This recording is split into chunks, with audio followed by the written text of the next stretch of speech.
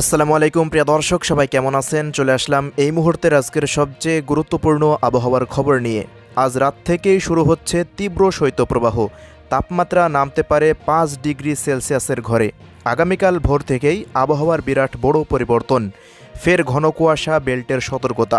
দুপুর পর্যন্ত ঘন কুয়াশায় ঢাকা থাকতে পারে দেশের বিভিন্ন জেলা।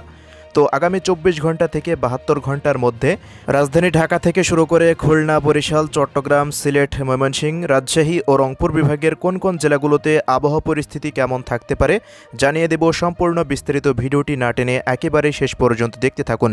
সেই সাথে আপনি দেশের কোন জেলা থেকে এই ভিডিওটি দেখছেন কমেন্ট বক্সে জানিয়ে দিবেন। প্রতিনিয়ত আবহাওয়ার খবর সবার আগে পেতে অবশ্যই আমাদের ইউটিউব চ্যানেলটিকে সাবস্ক্রাইব করে নিতে ভুলবেন না। তো এবার জেনে নিন এক নজরে। 10 জানুয়ারির পর থেকে সারা দেশে ক্রমশ সর্বোচ্চ ও সর্বনিম্ন তাপমাত্রার পারদ ওঠানামা করেছে। ফলে শীত অনেকটা কমে গেছে। তবে আজ থেকে সারা দেশে তাপমাত্রা কমতে পারে। এতে ফের বাড়বে কনকনে শীত, এমনটাই জানাচ্ছে আবহাওয়া অফিস। আবহাওয়া অধিদপ্তর আরও জানিয়েছে, রবিবার রংপুর ও রাজশাহী বিভাগে রাতের তাপমাত্রা 1 থেকে 2 ডিগ্রি সেলসিয়াস কমতে পারে। দেশের অন্যত্র তা সামান্য কমতে পারে। সারা দেশে দিনের তাপমাত্রা প্রায় অপরিবর্তিত থাকতে পারে। এদিকে বেসরকারি আবহাওয়া সংস্থা থেকে জানা গেছে, আবারও গভীর কুয়াশা বেল্টের সতর্কতা। আগামী 19 জানুয়ারি হতে দেশের উত্তরাঞ্চল দিয়ে কুয়াশা বেল্ট শুরু হতে পারে। এরপর 21-22 তারিখের মধ্যে তা সারা দেশে বিস্তার লাভ করতে পারে। এতে দেশের মধ্য ও উত্তরাঞ্চলে সবচেয়ে দীর্ঘ সময় কুয়াশা বেল্ট অবস্থান করতে পারে।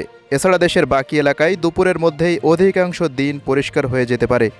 25 জানুয়ারি নাগাদ কুয়াশা বেল্ট দূর হতে পারে এবং এই সম্পূর্ণ সময়েই দেশের শীত প্রধান এলাকায় মৃদু শৈত্যপ্রবাহ চলতে পারে। এদিকে আবহাওয়াবিদ মোহাম্মদ হাফিজুর রহমান জানিয়েছেন, আগামীকাল উত্তরাঞ্চলে শৈত্যপ্রবাহ শুরু হওয়ার সম্ভাবনা রয়েছে। তবে দেশের অন্যান্য স্থানে তাপমাত্রা কমলেও খুব বেশি শীত নামবে না। রবিবারের আবহাওয়ার পূর্বাভাসে বলা হয়েছে, সারা দেশে রাতের তাপমাত্রা 1 থেকে 2 ডিগ্রি সেলসিয়াস কমতে পারে এবং দিনের তাপমাত্রা সামান্য কমতে পারে। এ সময় মধ্যরাত থেকে সকাল পর্যন্ত সারা দেশের কোথাও কোথাও মাঝারি থেকে ঘন কুয়াশা পড়তে পারে।